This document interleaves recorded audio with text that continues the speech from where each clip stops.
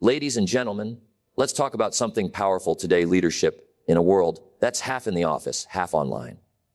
A hybrid team. You see, leadership isn't about position. It's not about title. It's about influence. And influence only lasts when it's authentic. When you show up as yourself, your real self, that's when people listen. That's when trust is built. And in a hybrid world, where distance is real and screens can feel cold, your voice becomes more important than ever. When we talk about leadership, there's one word that's easy to say, but hard to live: authenticity. Now, what does it mean? It means the real you shows up. Not the polished version you think people want. Not the image you think looks impressive, but the genuine you. People are smart. They can see through the act. They may not always say it out loud, but deep down, they can feel it when a leader's words don't line up with who they really are. Trust, my friends, is not something you demand. It's something you earn.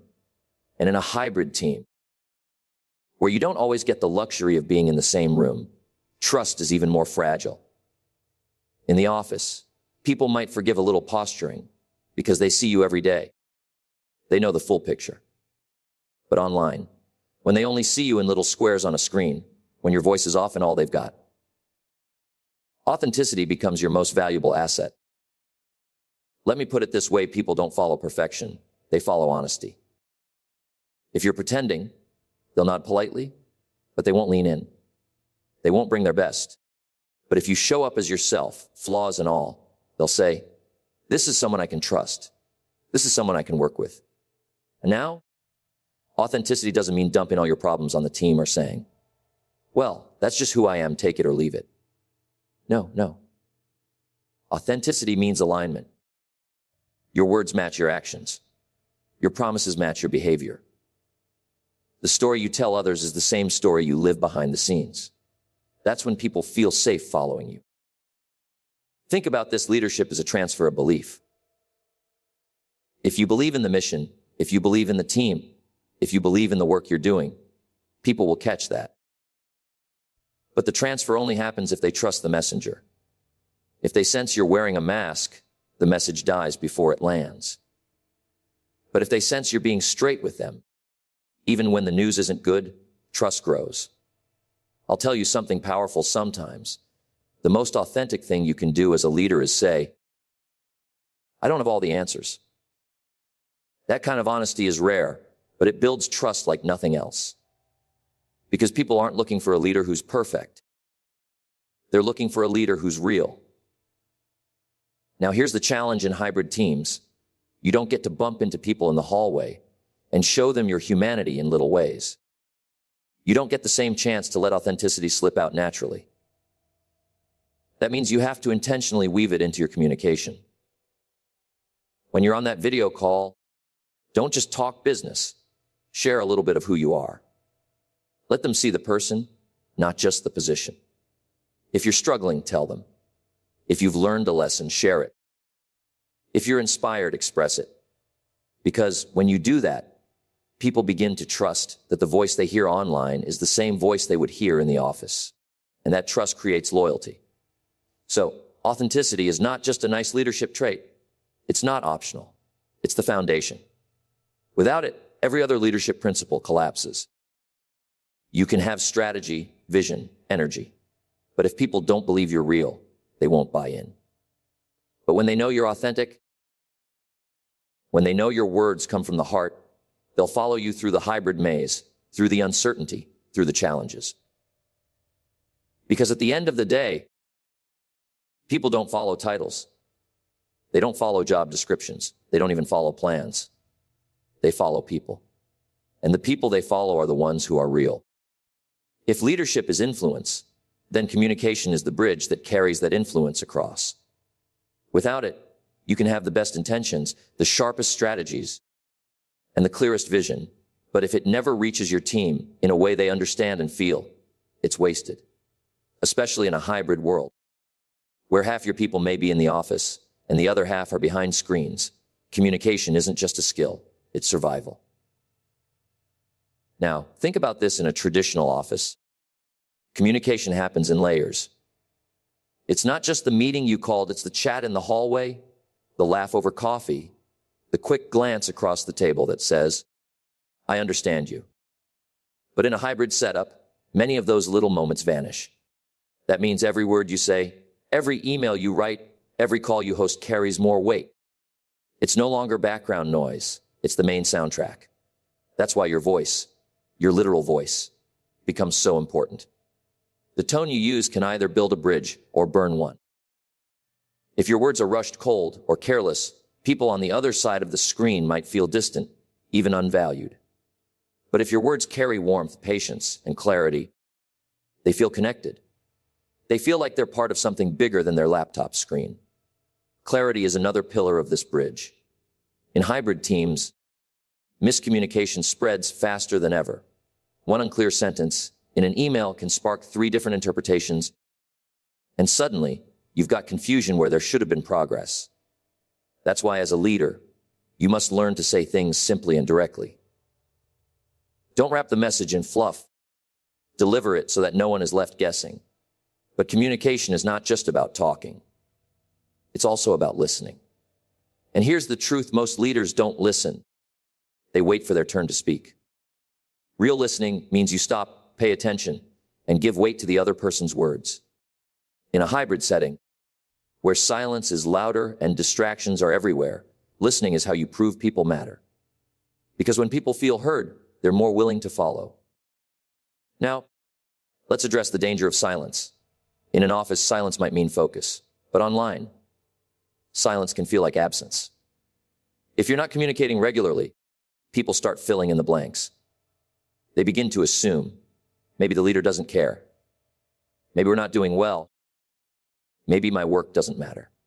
And once assumptions take over, trust begins to erode. That's why you can't afford long stretches without reaching out. Even a short note, a quick check in a simple thank you keeps the bridge strong. And here's another truth: communication is not just about facts, it's about feelings.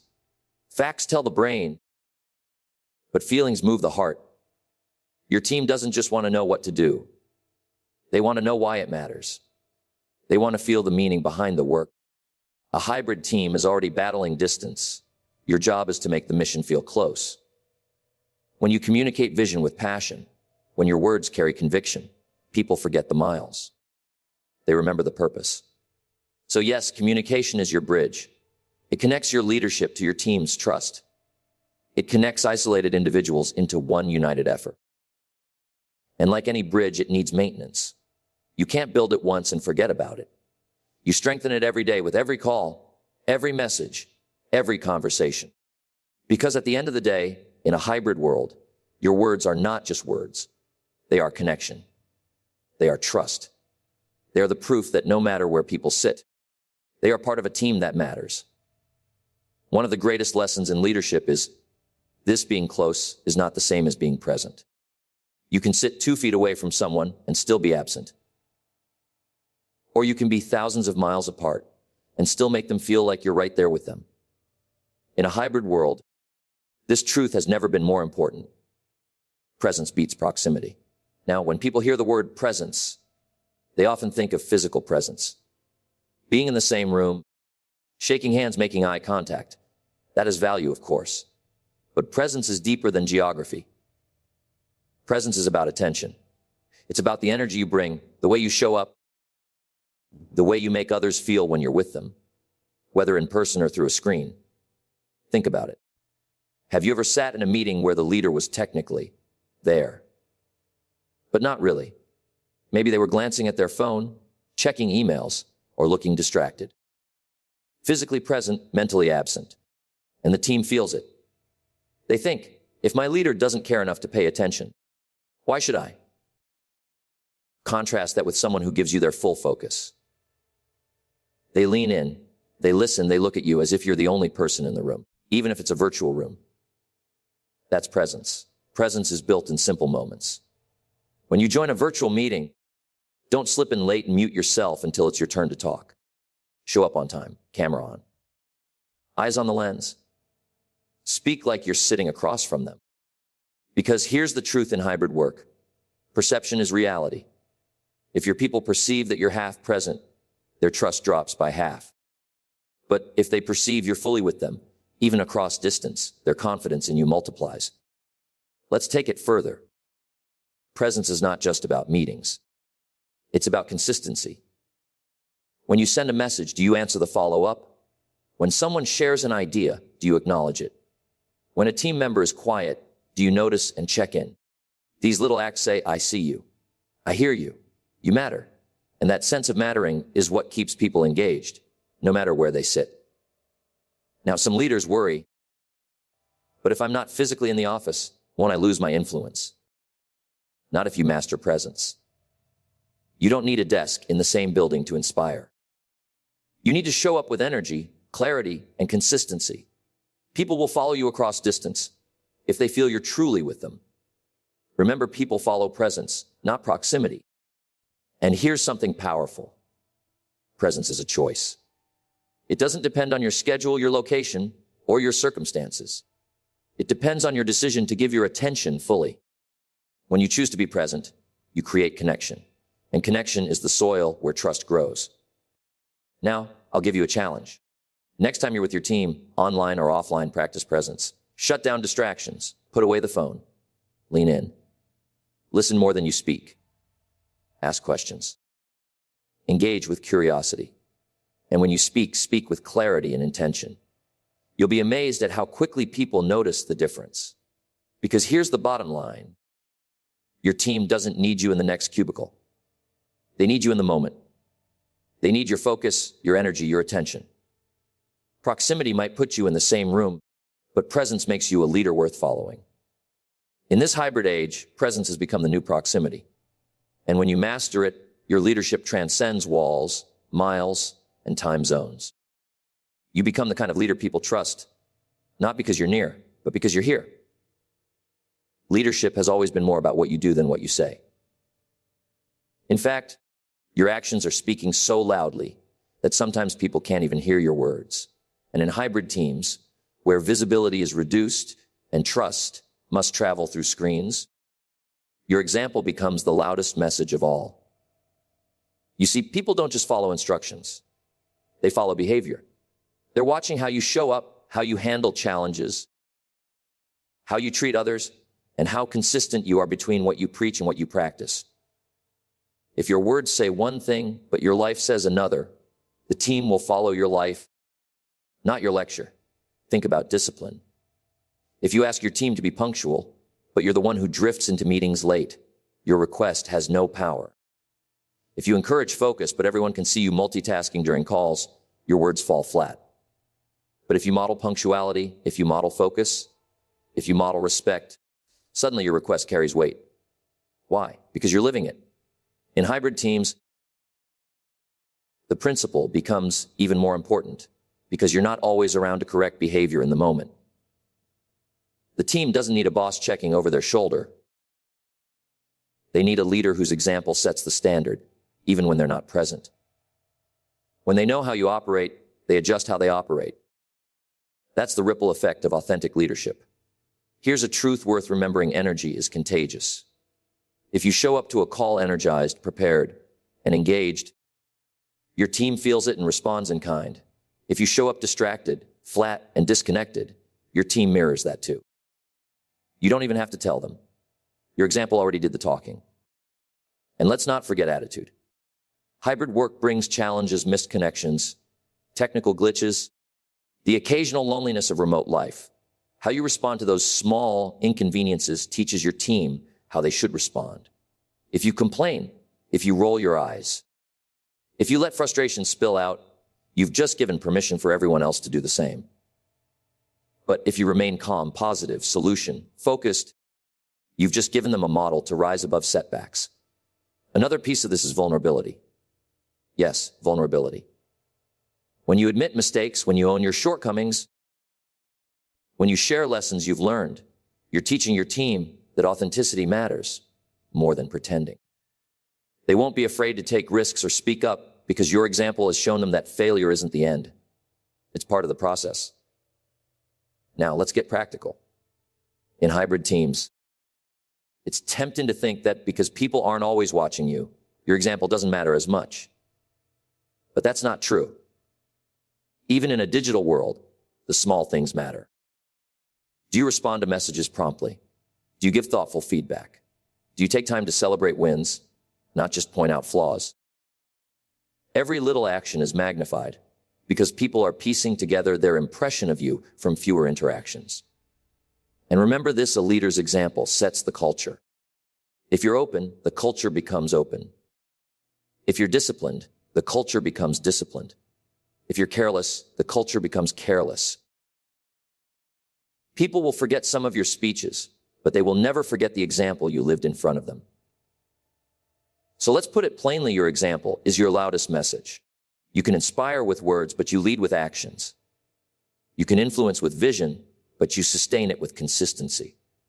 And in the hybrid world, where words can feel distant and connection is fragile, your example becomes the glue that holds trust together.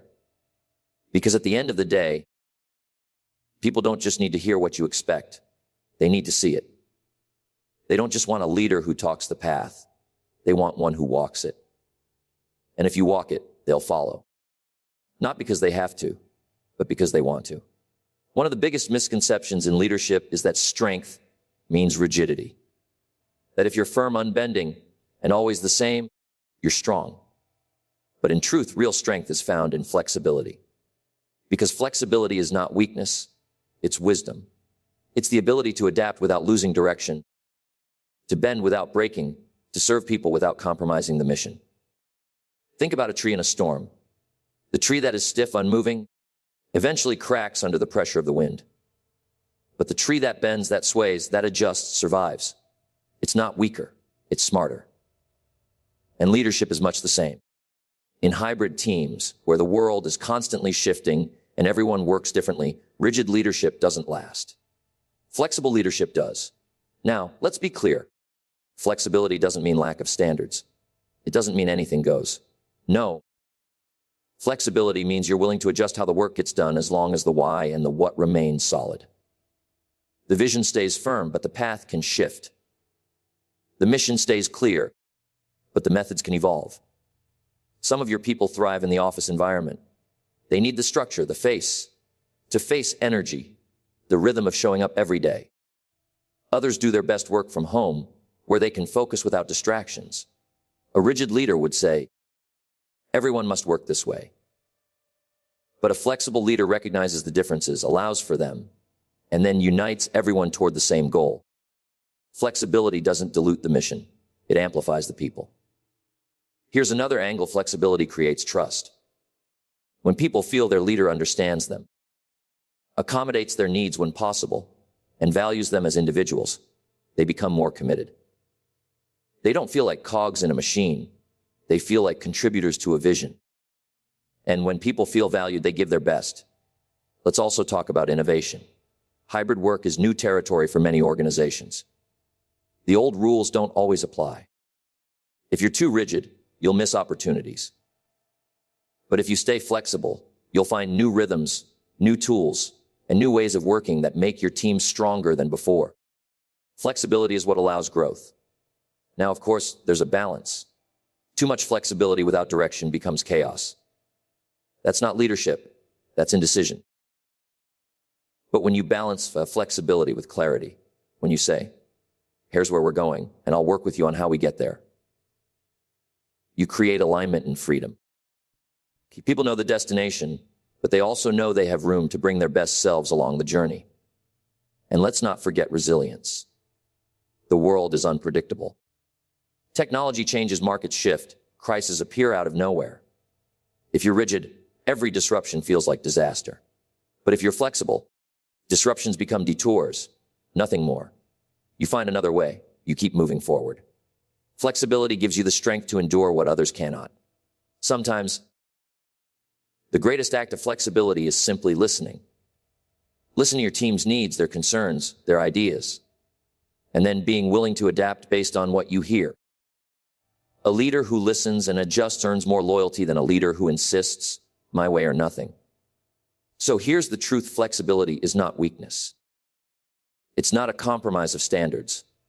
It's the intelligent application of strength. It's knowing what to hold firm and what to let move. It's the balance between consistency of vision and adaptability of method. At the end of the day, leadership isn't about proving you're always right. It's about creating the conditions where your people can thrive and your mission can advance. And in a hybrid world, those conditions require flexibility. So don't fear it. Embrace it. Because the leader who can bend is the one who will never break. In every team, there are voices. Some loud, some quiet. Some confident, some hesitant. And in a hybrid team, those voices are even easier to lose. The talkers will dominate the video calls, while the thinkers might stay on mute. The ones in the office get noticed, while the ones at home fade into the background. But great leadership remembers this: every voice matters. Every single one. And yes, that includes yours. Let's start with the team. People want to know their ideas count. They want to know they're more than just a worker checking boxes. When a leader makes space for voices, inviting input, listening with intention, encouraging participation, the culture shifts. People begin to feel ownership. They don't just work in the team, they work for the team. But when voices are ignored, when meetings end with only a few being heard, the silent ones withdraw. And when they withdraw, the team loses creativity, energy, and unity. Now, in hybrid teams, you as the leader must be extra intentional. You can't just rely on the loudest opinions. You must draw out the quiet ones. Ask the person who hasn't spoken, "What do you think?" Give them time. Let them know their perspective matters. Sometimes, the best solution doesn't come from the loudest voice. It comes from the one that almost didn't speak. But you only discover it if you make room. Creating space for voices is also about respect. When people see that their input is valued, even if it's not always used, they feel respected. And respect builds trust. It says, "You're not invisible. You matter here." That feeling of mattering is what keeps hybrid teams united across distance. But here's where many leaders miss the point. Your voice matters too. Too many leaders shrink back, thinking their role is only to facilitate, never to declare. They let the team speak, which is good, but they forget that their own clarity, their own conviction, their own leadership voice is essential. Silence in the wrong place can create confusion. Think of it like this. Your team's voices create the music, but your voice sets the rhythm. Without rhythm, the music falls apart. Your job is not to dominate the conversation, but to guide it, to shape it, to bring alignment. And that requires courage to speak with clarity. There's a danger in underestimating your voice. You may think, "They don't need to hear me again." They've heard it before. But remember, repetition builds belief. Sometimes your team needs to hear the vision one more time. Sometimes they need to hear you say, "We're on the right path." Sometimes they need the reassurance only your voice can give. Your silence could be mistaken for doubt. But your voice, spoken with conviction, reminds them that the mission is still alive.